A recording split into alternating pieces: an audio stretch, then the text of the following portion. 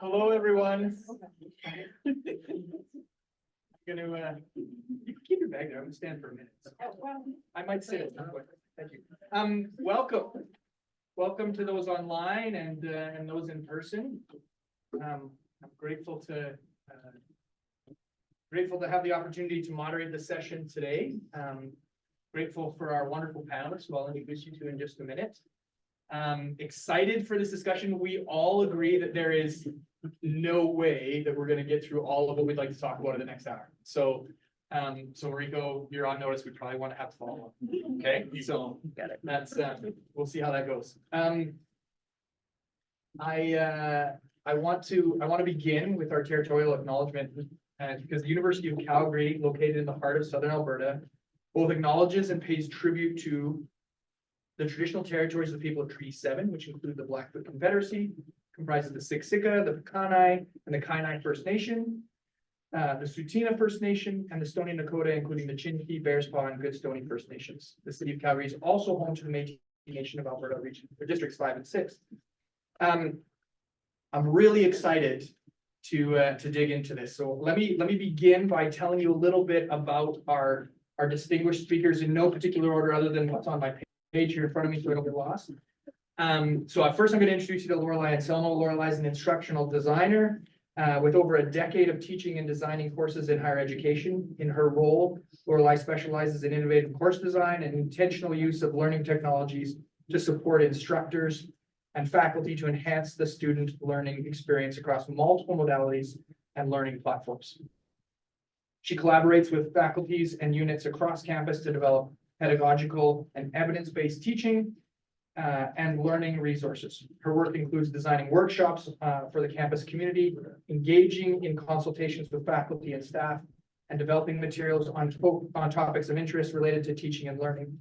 In addition to course design, her areas of interest include academic integrity, artificial intelligence, hence her invite for today, and blended and online learning, communities of practice, equity, diversity, inclusion, accessibility, large enrollment courses, and universal design for learning. Like many of us, she's got more interest than she possibly has time to do, right?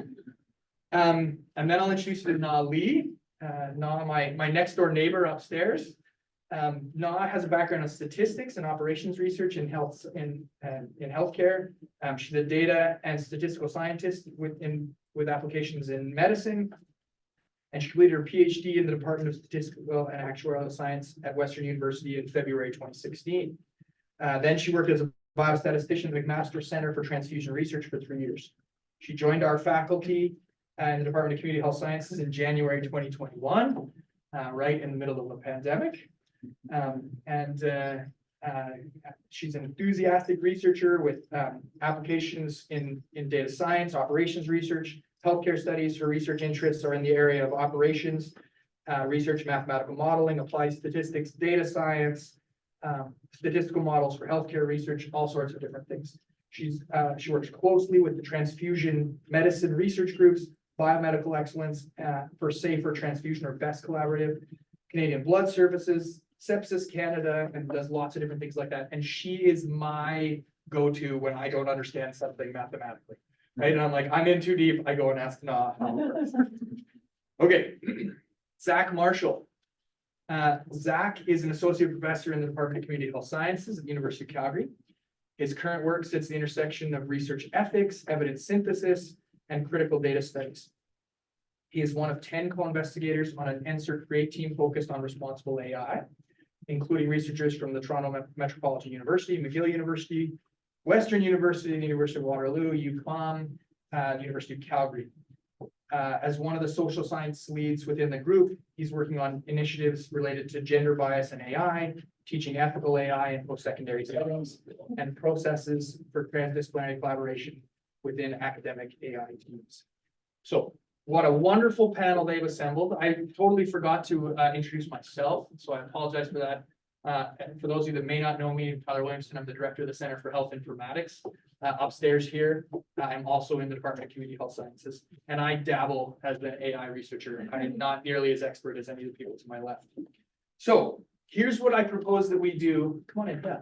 For the next roughly hour, as my job is timekeeper, we're gonna turn a little bit of time over to each of them.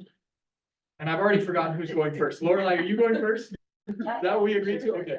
Yeah. Lorelai's gonna go first for a few minutes, and then Zach, and then Na. And then we're gonna open it up for the discussion and the conversation. So Lorelai, please take it away. All right, thank you.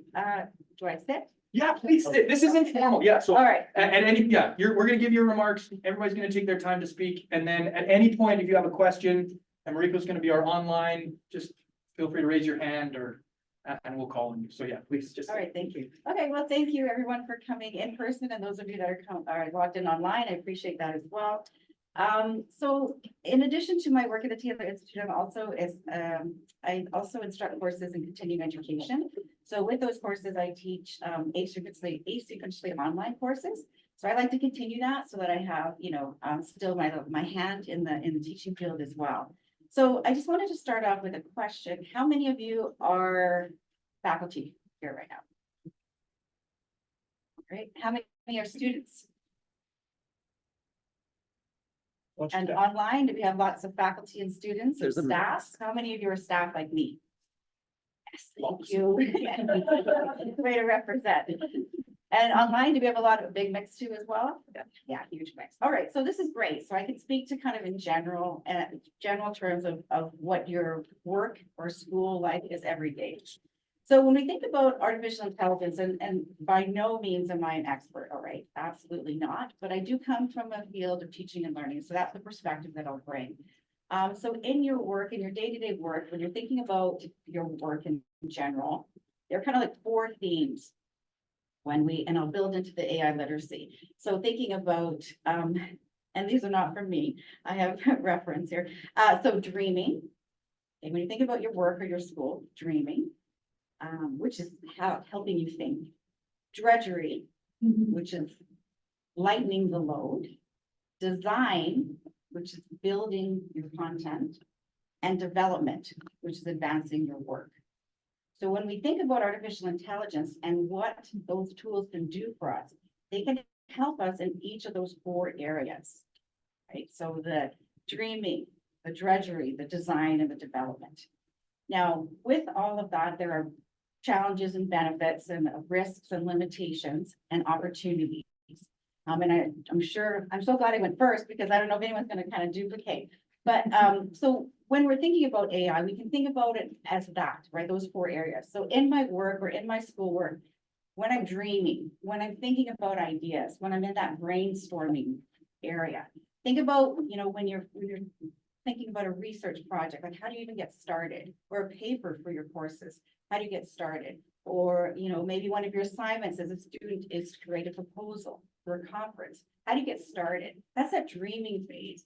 And maybe a tool such as ChatGPT can help you with that initial brainstorming, right? That dreaming. Think back of how many times we would sit there and like, I can't get started, I can't get started, I can't get started. And, maybe I would turn to Zach and be like, hey, I got to do this project. Can you help me? And we kind of brainstorm together. So Zach is now my ChatGPT.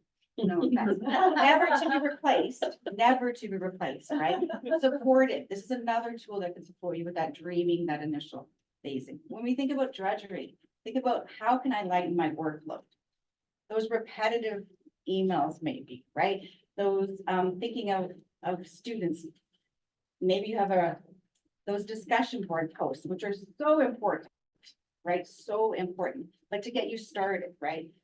That could be something. When you're thinking about reports, standard reports that you're constantly filling out, it's the same information, right? Maybe a tool like ChatGPT can help you with that. Design, this is the exciting part. So you're asked to create a presentation, like for today, for instance, right?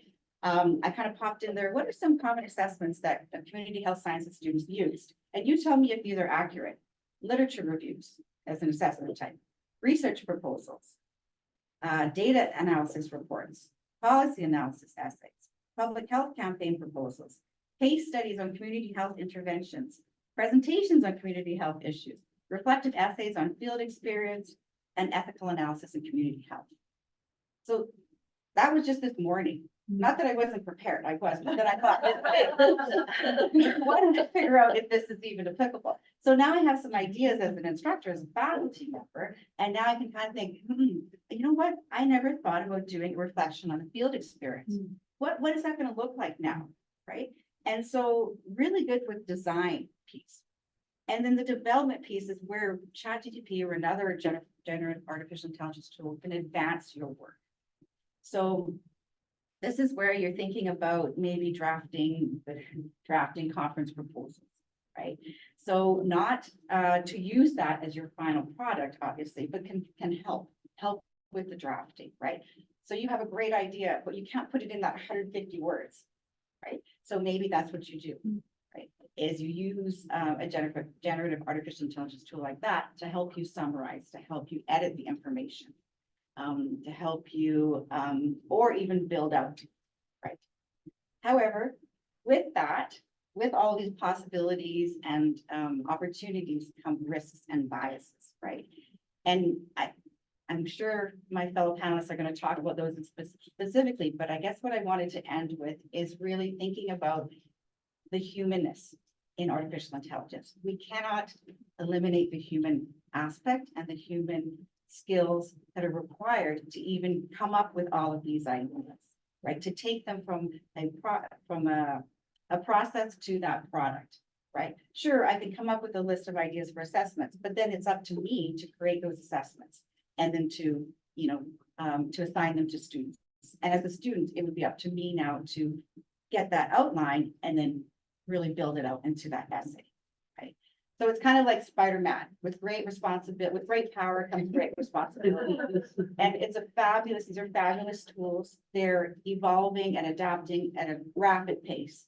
And there's so many benefits and opportunities, but also issues and limitations, risks, privacy, right? Ethics, huge. Bias is another huge one. So just a final note to remember, it's still about the human. It's still about us, right? Any type of generative artificial intelligence tool is a support. It's an assistance. It's not the person or the thing that's creating that end product. Perfect. Thank you very much. Great. Zach, you want to follow up on some of Yeah. those comments? This is great. Now you're feeling strangely powerful because you're Spider-Man. I just like the drudgery. I like the model. Thank you. It's very helpful because I'm going to talk about drudgery. Nice. Which is, I think, why I turned to ChatGPT in the first place. So how many of you, and maybe you could give me a sense of from online too, how many of you have tried out ChatGPT? Okay, good. In the room, for people online, there's many people who've said yes. Okay, so this is good. And I don't know if it's the same. Maybe I should say- Okay, good. So, just to give you a sense, I tend to be the kind of person that, if I could do something manually, I would do it like many times in a row, many hours, because I am very thorough.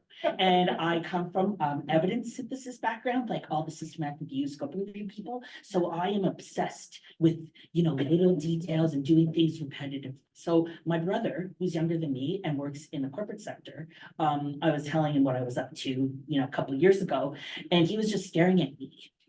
Going, you could actually hire someone to write you a little bit of code for probably less than $2,000, and then you could just run it. So I was just like, what? So I felt like I was coming from a very different place. So it's kind of fascinating to me that now I was willing to try this ChatGPT, but it was kind of the drudgery thing, because in scoping reviews, the systematic reviews, evidence maps, one of the things we need to do when it comes is label things, right? So maybe we need to know for this academic paper, what are the topics that are covered, and then we can put that into our, models or our maps or that kind of thing. So I've tended to build very big evidence maps. Like the most recent one had 586 papers. The one before that had 690. And so either me or, if I'm fortunate, RAs went through and labeled things like the topics, but I hate doing it. Like, I really hate doing it. So I was like, is there any way the ChatGPT could help us with this. So I said, okay, I need to probably see if it works. So I was like, I'll show it some of the ones that we've already done and see how effective it is. So I logged in and I put in the, the abstract. Of course, it didn't take PDFs then. I don't know if it does now, but at the time you had to cut and paste things. So we were making decisions about topic areas. We had a clear way of the approach to it, of course, systematic way of doing it. So I put in the abstract and I said, what are the top 5 topics of this based on the abstract and the stated purpose?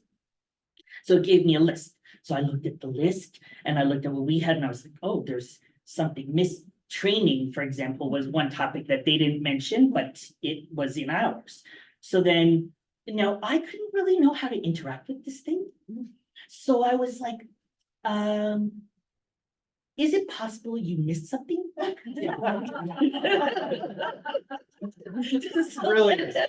Yeah, so, because I'm like imagining the Legion sitting behind there, answering my questions. So then comes the response, yes, that is a good point. I did miss that. And then I was like, oh, I hope I didn't offend you by pointing that out. So it writes back, I don't get offended. Like, I don't have emotions. You don't have to worry about offending me. But yes, I did miss that. And so that initial interaction is completely fascinating to me because I'm always so worried about feelings.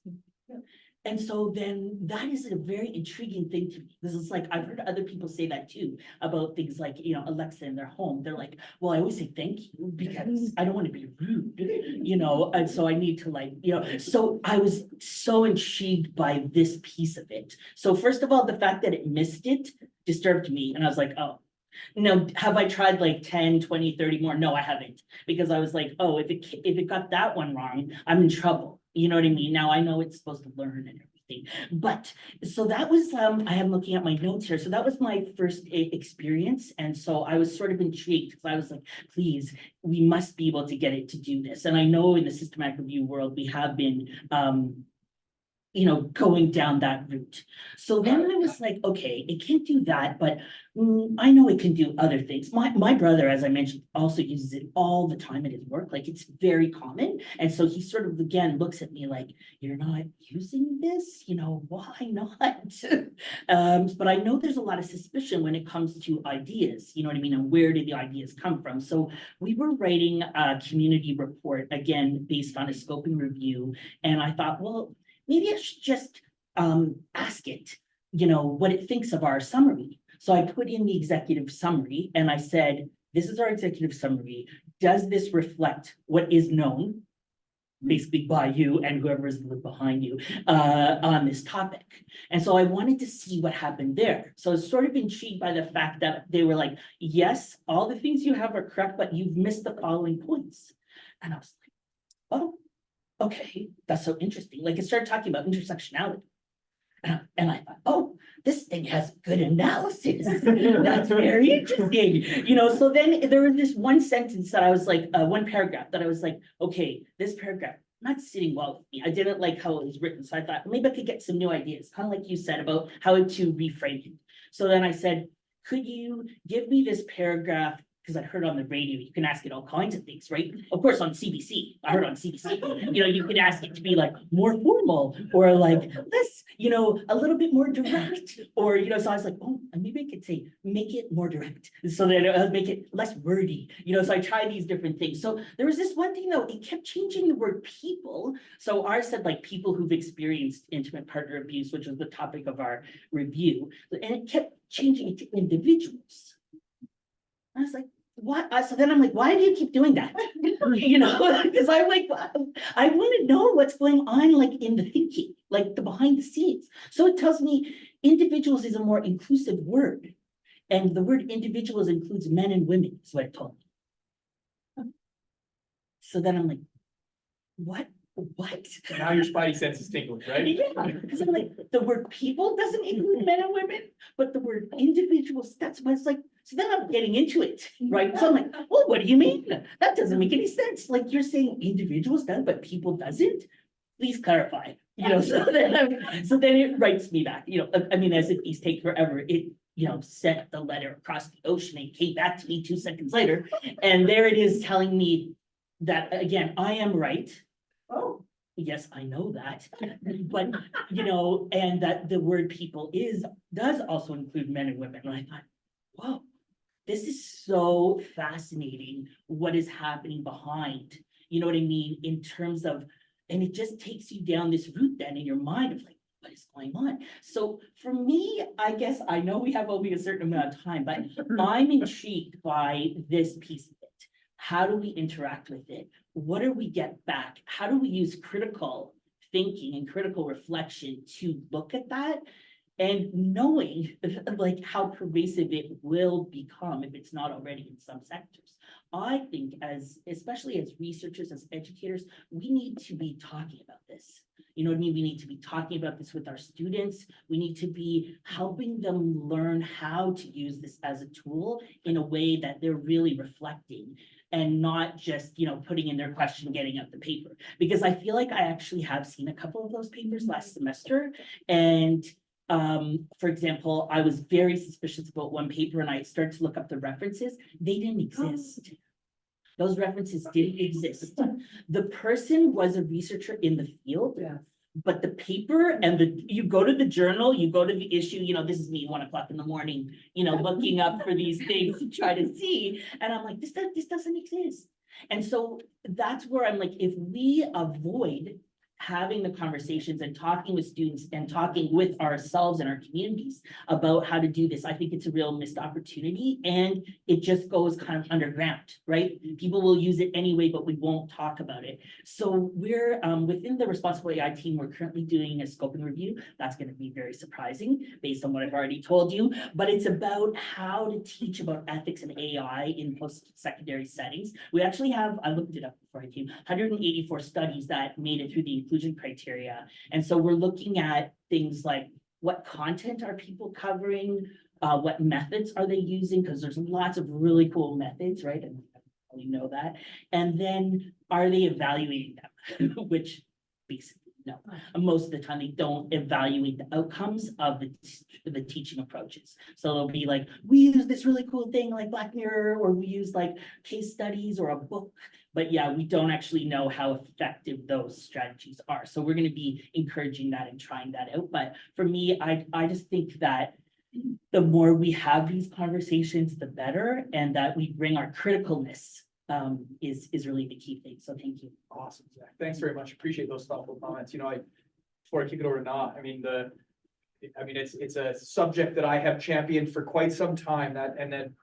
With the advent of these new tools, we does not absolve us of our responsibility around critical thinking. And it was, a pervasive conversation through the pandemic, and there's lots of reasons why.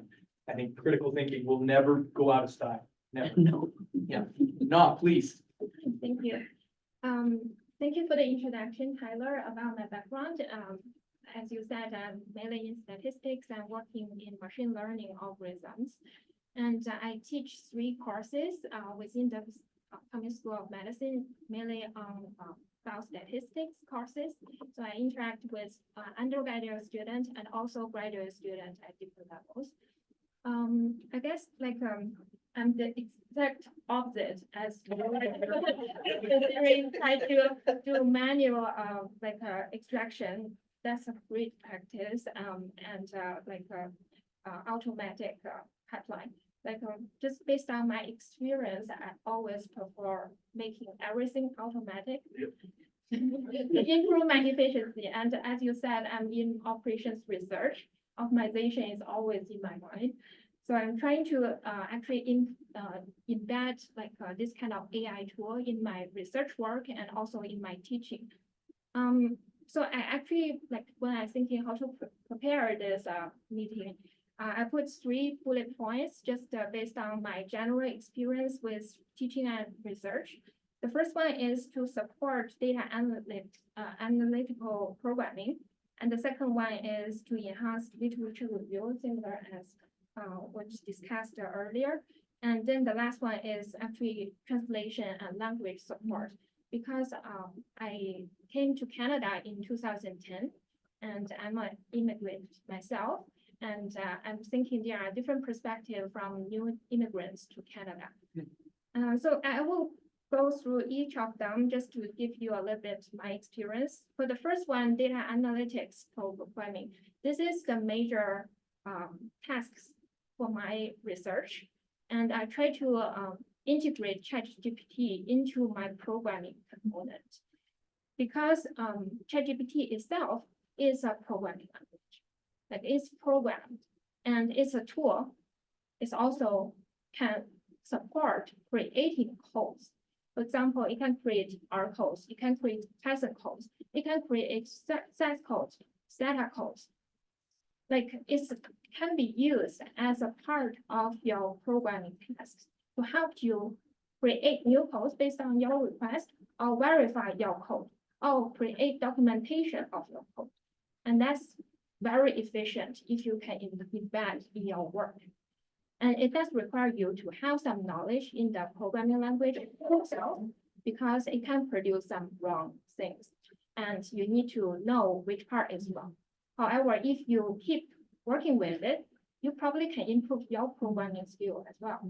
So it's more like learn from him or her, and then also improve yourself. And the tool can also improve because at the back end of this tool is actually programmed using machine learning algorithm, and particularly it's called reinforcement learning. It's actually based on your feedback. It can improve by itself. And the second part, enhancing literature review. I'm actually trying to do a literature review, scoping review for sepsis topic. And I try to use ChatGPT with my team here to embed ChatGPT to do abstract review and full paper review and built in to the pipeline using the ChatGPT API as part of the programming language. And we put the abstract into ChatGPT using the API pipeline to do the automatic extraction. And the output will be more like an Excel file with different columns that you specified based on the prompts you give to ChatGPT. And then it will give you the answers based on those papers. And this is a very interesting process. We are still learning from it. It's hard to say whether it's like producing the right answer or the wrong answer. It's probably a mix. And it does require some human intervention in order to check the efficiency and also the accuracy. But I guess that's something similar as what we do when we actually do the scoping review. It's just replacing the human part with ChatGPT. So still need to investigate the rigorous method to do it. And the last one is considering translation support.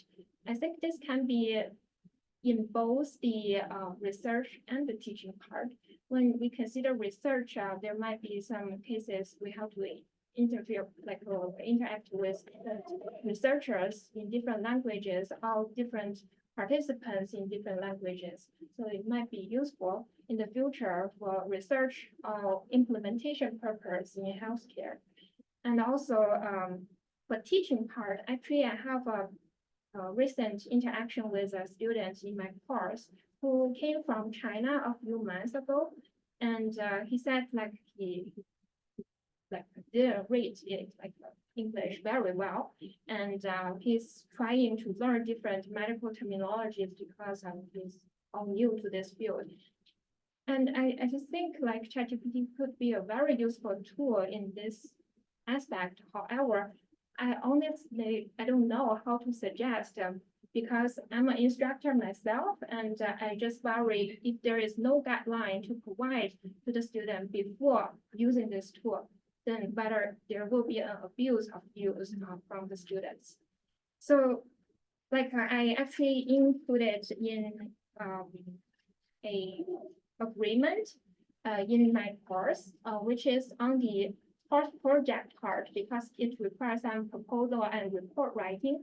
And I gave the students a form to declare the use of AI language tools. And I put the group number because they're going to work as a project group And I asked them to include what's the AI language tool they use in their course or in the course project. And they actually put something interesting like besides ChatGPT, because ChatGPT itself is a programming language. Actually, there are other companies or users using this tool to develop other tools. For example, some of them is considering like the PDF reader using ChatGPT, and some others use like ChatGPT to find literature. Actually, there is more recent tool to find references, which might be more accurate than ChatGPT itself. So they actually put something interesting, like for me to explore, like because those tools could be interesting to use for the future. And then I asked them to specify how they actually use the tool. Is it more like editing or some other uses? And I asked them to clarify whether the report or the presentations they did include in the course actually majorly their work or not. They should clarify that whether they are critically reviewed, revised, edited the materials they got from the ChatGPT or other AI tools. So they signed all the forms, and then that's more like a declarification of the use of the tools. So to enhance this kind of transparency in the course. I do think this is necessary, but this is the first time I'm using this type of form, so I'm not quite sure how effective, but I'm happy to share if anyone need it. And in the email, when I send out this form to the students, I actually mentioned, please note this, the objective of this form is not to discourage use of AI. It's more like to enhance the transparency, responsibility, and ethical application of the tool. Yeah, that's pretty much my experience, and I guess my question for the audience to consider is how to embed this as a tool in our work, not as a primary source for our work. It's a really brilliant question. Thank you for asking that. Thank you very much for your time. You know, for fun, maybe many of you don't know this, but when Mariko and I bat around this idea of running this session, even the title is something that ChatGPT gives. And most of the questions that I have prepared were prompted by ChatGPT. Just out of fun, I mean, obviously, like there's 30 of them. I'm like, nope, not asking that question. But I'll maybe get us started. Naz already asked us one question about like, how should we be using this? And that's a question that all of us can reflect on. I'm going to put it back to the three panelists. And how should we be using ChatGPT in our teaching, in our research, and by association, how should we not use it? And try and keep your answers brief, please, so we can get through lots. Who wants to tackle that? How should we be using it? Zach, you gave us some examples. Maybe how should we not be using it would be interesting to tackle first. It's funny, someone recently suggested to me that, say for qualitative data analysis, that we could put the content there and ask for synthesis. But I am very uncomfortable with that because for me, it's on like where and who will then have access to that. Yep. And Don't do that. no, I know, I wouldn't do it, but I was thinking, like, as you said, under what context would that be okay? So for me, I'm very worried about putting almost like raw ideas, never mind data, but raw ideas into it, because then it feels to me, and I don't know if I misunderstand, but then it becomes part Correct. of the body then of knowledge. The other thing I've been worried about is correcting it. Because in a way, I know it's supposed to learn, but then I'm like, if we make it too good, almost like, is there, right now you can see the problems in it. You know what I mean? You could see the problems more clearly. So yeah, there's definitely, I think it's one thing to use it as a tool to edit, but I feel very nervous about putting sort of new versions of things, obviously data there. Yeah. Thanks for that comment. Would either of you like to add to that? Sure, I can go next. So I guess one thing I would caution for both faculty and students is, and really reiterating, it's anything proprietary should not be entered into any type of, large language model or any type of generative AI. So that's really important from an instructor point of view for feedback. I've heard, some instructors are like, oh, this is so great for feedback. I'm just gonna, upload all my students' assignment and then just kind of give feedback on this. That's the student's own work, right? They own that work. So that's not something that you would want to do. So I would definitely I recommend not using ChatGPT to upload any student information and to, base feedback on that or anything like that. Okay, thank you. You don't have to add a comment, but if you'd like to, I want to make sure you have a chance. So or we can move on to a different question. I think it's just not treating the source provided by ChatGPT is the only source that you use. You verify with other sources. That's what we call them. Yeah, that's really good. Yeah, and I'm sure many in the room already know this, and there's some people in the room that I look to for true expertise on this, but large language models, of which ChatGPT is one, the implementation of ChatGPT, as Jenny already said, it's not something that we should be putting on, but a large language model in itself, if stored locally, trained locally, all of those things could potentially fulfill that responsibility that you were describing, Zach, and you could sort of have control over it, but that takes a whole bunch of, but there's some people here from the CHI that know lots about that. We could tell you to talk to them, but let me flip it around for a minute. Oh, Jenny, would you like to ask a question? Please, Sorry, yes. I No. have to go early, so first I just want to Ask say now. thanks to everyone, very interesting talk. I wanted to actually just make a mini announcement. If that's okay. Sure. So I don't know how many of you know Mohammed Kiani in Pascaine. So he is putting together a CFI for a generative AI hub on campus. So if anybody is interested in that, he's really hoping to cross 16th Ave, which we always try to do for state campus. Mariko, can I ask you if people could write to you and then I can send them on to Mohammed? Yep. Yeah, so if anybody's interested in being part of it's a big CFI to put together a hub for anybody who's using generative AI or wants to use generative AI in research circumstances. It'll probably be based on main campus, but he really wants to get all researchers on campus who are interested involved. So send Mariko a note and I can. Thank you for that helpful No, comment. Yeah. yeah, There's some from the CHI that may be interested in doing that. that's what I was thinking, Yeah, and I meant to reach out to you, Trevor, and I forgot, so. Great. I'm doing it Thank you. publicly. Thank you. Yeah. Okay. So maybe before I monopolize all of the questions, I have plenty that I can ask and ChatGPT at my fingers in case we want to ask more, but maybe I'll turn the time to any of you in case there are questions from the audience, either online or there's some online. Okay. Nobody's shooting their hand up, so we'll go online first. Okay, this says, I believe Microsoft is embedding AI tools into their Office applications, and these tools will become widely available. How do you see this broad availability impacting education and academia? Great question. Yeah. Who wants to take that one on first? Benefit of being the moderators, I don't have to answer the hard question. Right? You want it, Zach? I don't know the answer to that. Okay. I can speak very broadly. I don't know the answer to that either, but so, on an institutional level, Copilot was being, investigated, toyed with. The cost is phenomenal, like unbelievable.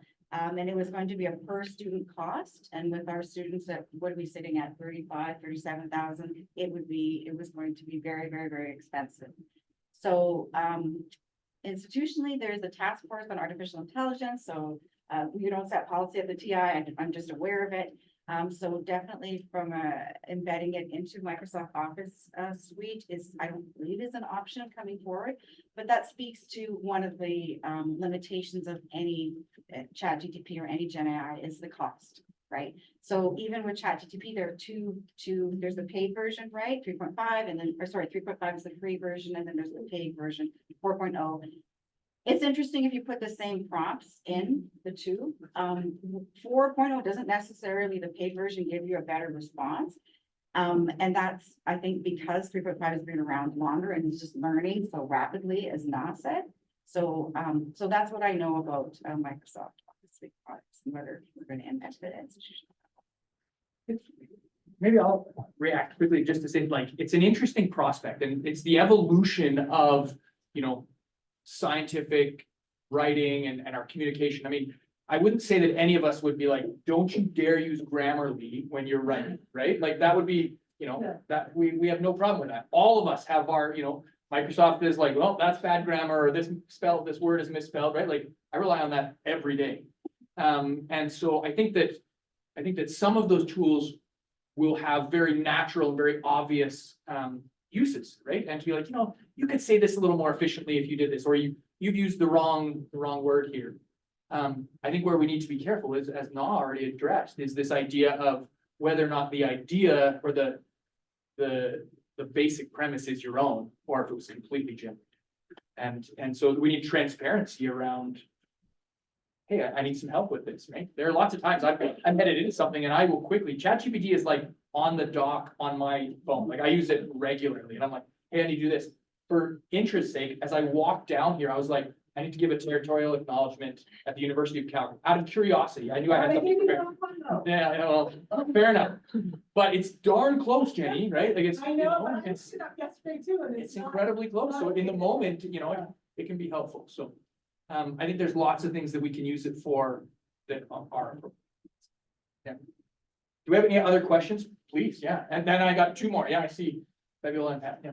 So we know that there's bias in medicine and bias in our data. Yeah. How do we ensure that it's not further entrenched by using tools that are clearly trained on text data full of bias? Who wants that one? Right? I know. Like, again, Please, not, yeah. bias are in all data that we are analyzing, like, it's always there. The problem is how we realize them and how we handle them and how we make them transparent for our research or work.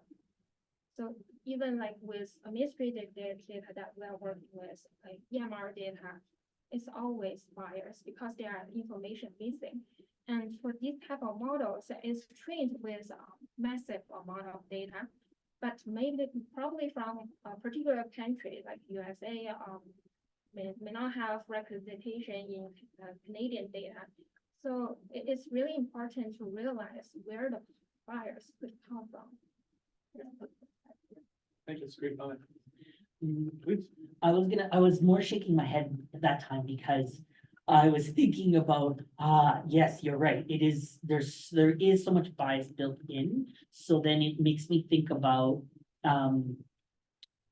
how we are training people that are, you know, building the models and working with the models, because if we are having conversations earlier, then it becomes more part of the norm, right? So that's why we've been looking a lot at how do we teach about this. And just from being with the Responsible AI team for a couple of years now, we have like monthly, you know, presentations and workshops with the students, and transdisciplinarily, there are so many different responses. You know, something that I might think, when you were just using the word appropriate, I thought that was really interesting, because some of the things that I think are egregious, the computer science students are like so bored and rolling their eyes at me. Like, that's done. You know what I mean? That's like 10 years ago, Zach. You know what I mean? We're over that, and we're not coming back from that. But sometimes things that I suggest, they're like, no, you can't do that. They told me it's a gray hat. I was like, what? And they're like, these are things that are in a gray area of whether or not I could ask those type of questions or explore that type of an idea. And so, you know, they'll tell me things like, oh yeah, of course we can figure out who humans are if we have like, you know, three points of information. I said, okay, so can we do it to show it so that we can show there's a problem?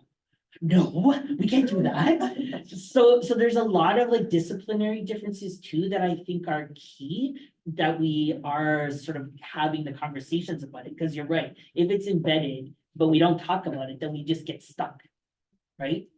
Yeah, so thank you for raising that. I'll go to Pam. I want to add one little time, from a statistics and data science perspective, bias is a different kind of problem, because what it really means is that you're aiming at the wrong target.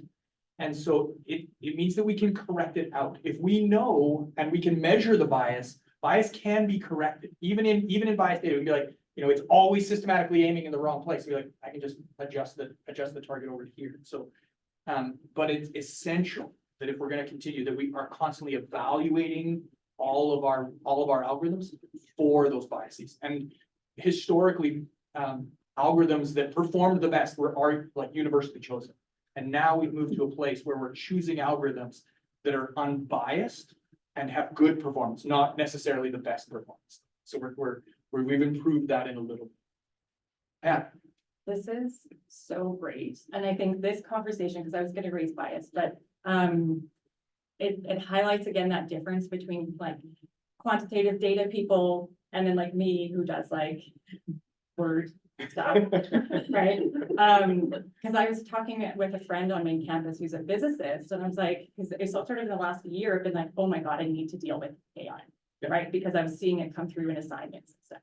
And he's like, what are you talking about? We've been doing that for decades. And I was like, he's like, you just have to get with the program. And I'm like, okay. Thanks a lot. But the bias is different, right? So like if a student is trying to get advice for a paper, sometimes like they're getting biased. I work in Indigenous health. The stuff in there is going to be potentially super harmful, right? Yeah. So I guess what I would be interested in knowing as an educator, I'm trying to like grapple with how do I introduce AI into the teaching that I do. And I know the TI has some great, I was like, bring more, please bring more. Has some great advice, but I just think maybe we do actually need things like these forums. I think that's great. I would love to see your forum that you ask students where they just disclose if they're using it, because I think the language piece, super useful. Those things are great. And so like, how do we actually interact with it and teach students how to use it? How do we learn how to use it as educators? Because I think there's a risk to students too, right? If I had somebody tell me, well, it's easy, just make all of your assignments like handwritten assignments in class.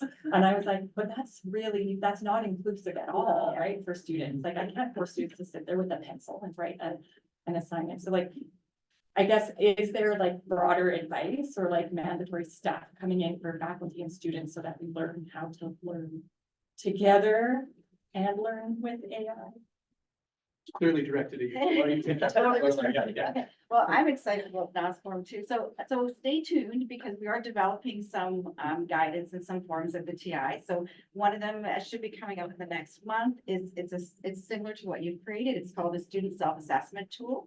And so what it is, it's to for you to provide with your students, and the students self-assess their usage of AI and that particular tool, and in what way they used it, right? So talking about informed use. So did they investigate the tool first?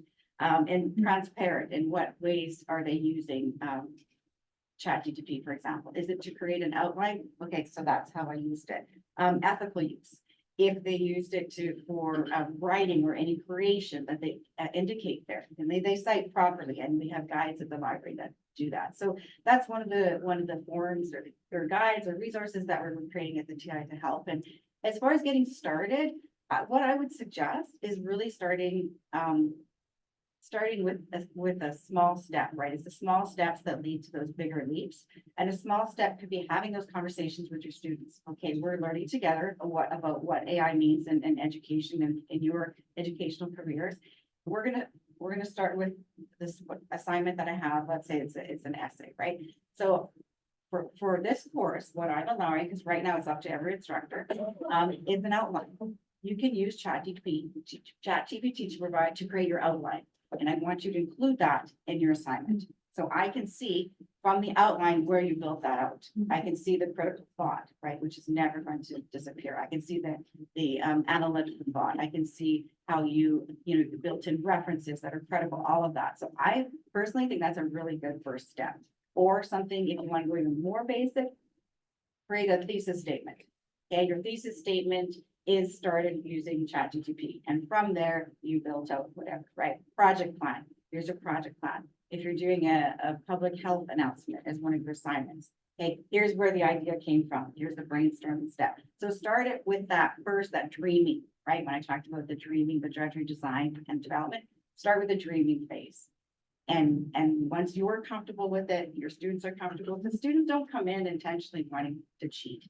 They really don't. So let's create an environment that they can dip slowly into this ever emerging, really, really dynamic field slowly and comfortably, and then we're all confident doing that.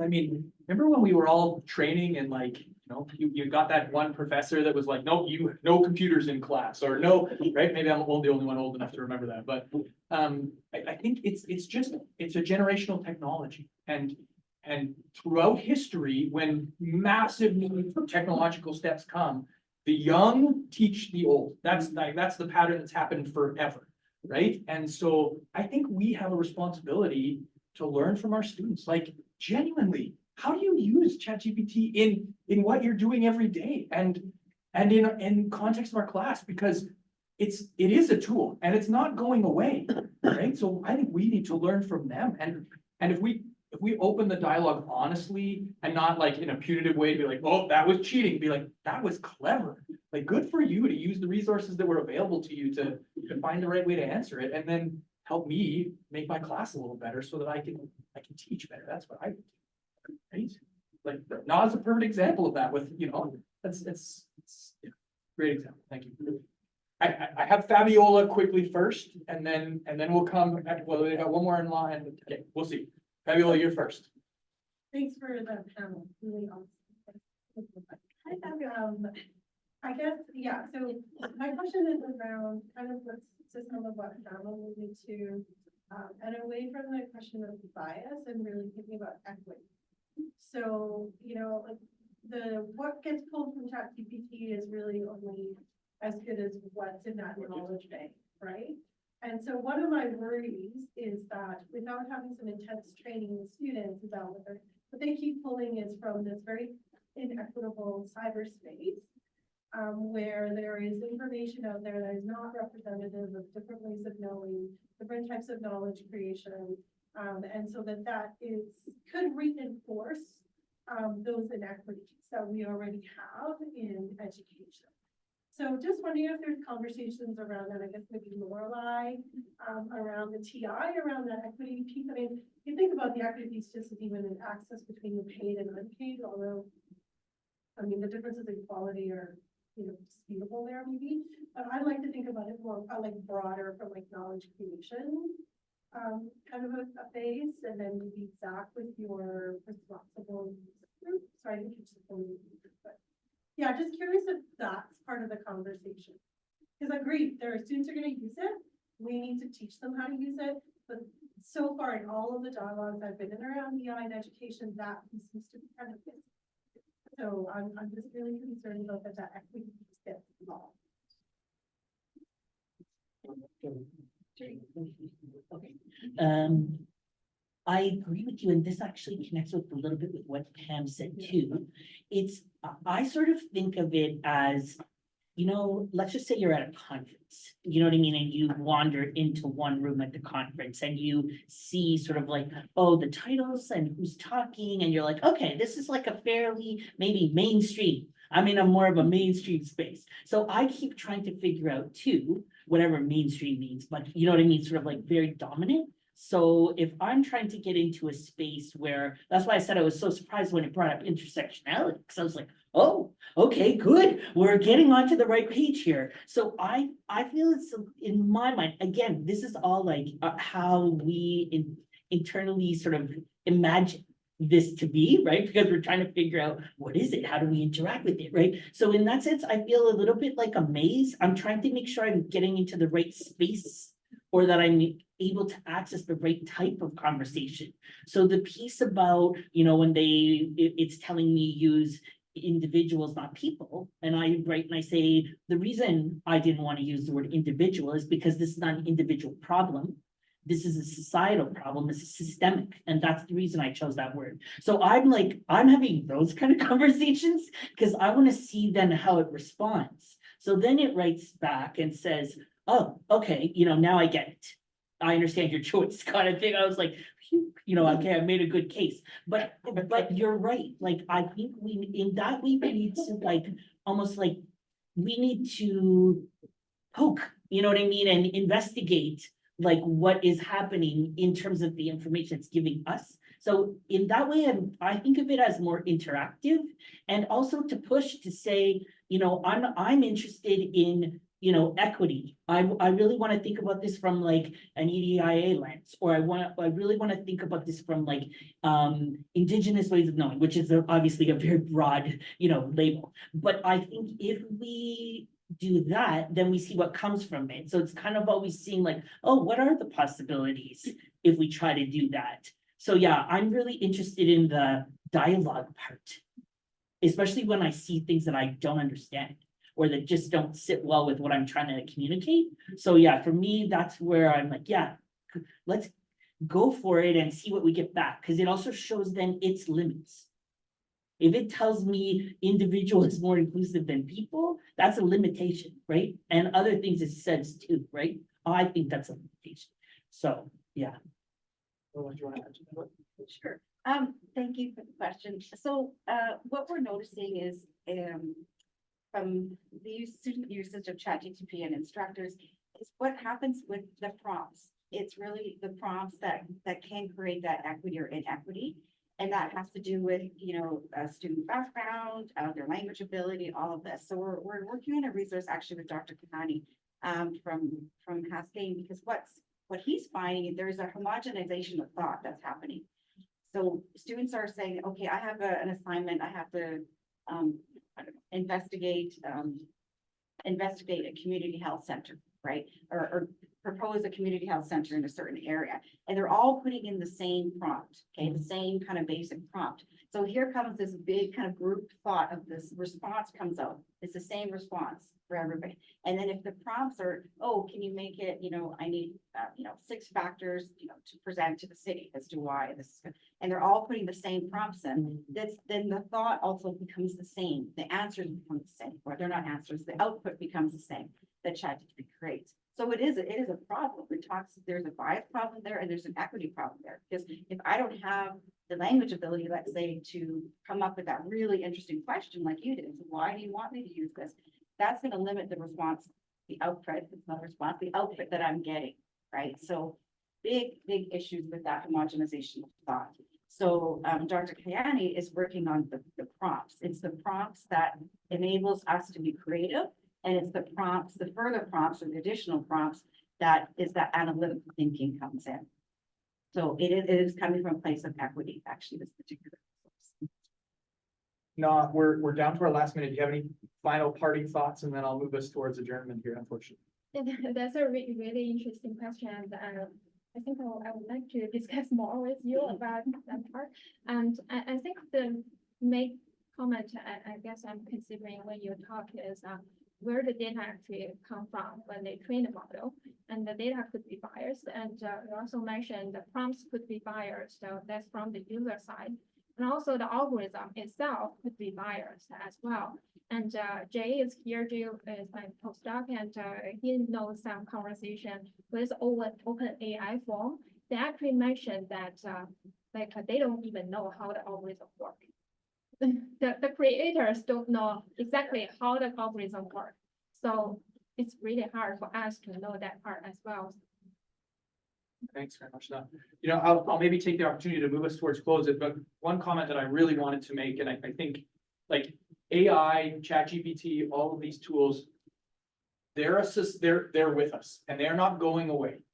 And I think the call that I would like to make in the Department of Community Health Sciences and O'Brien Institute of Public Health is that this is an us problem, not a data nerds, computer scientists problem, right? Like where we are at presently with AI demands people that have our training, that frankly have your training, right?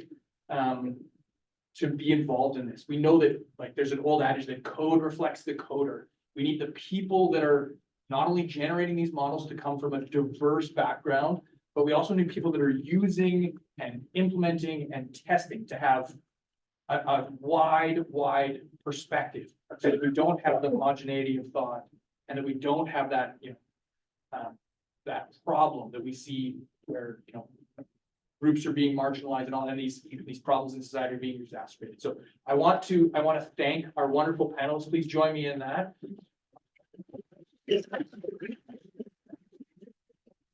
Thank you to the online participants. Sorry we didn't get more time. I'd love to re-engage on some of these topics. So thank you very much for organizing, and we are adjourned.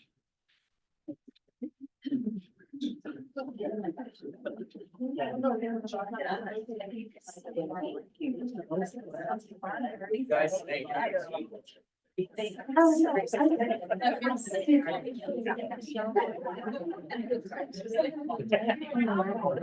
I know, I accidentally. Oh,